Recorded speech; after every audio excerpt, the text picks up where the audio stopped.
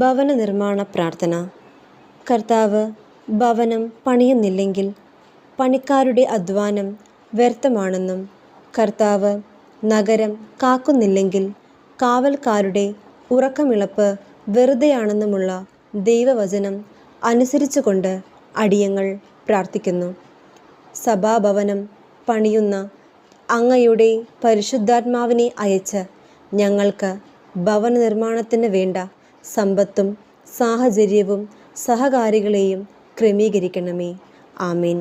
യേശുവേ സ്തോത്രം, യേശുവേ നന്ദി, യേശുവേ ആരാധന.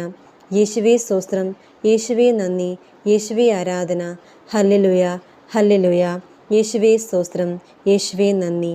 ഇതിന് ശേഷം ഒരു സ്വർഗസ്ഥനായ ഞങ്ങളുടെ പിതാവേ എന്ന പ്രാർത്ഥനയും 10 നന്മ നിറഞ്ഞ മറിയവും ഒരു തൃത്വസ്തുതിയും ചൊല്ലുക.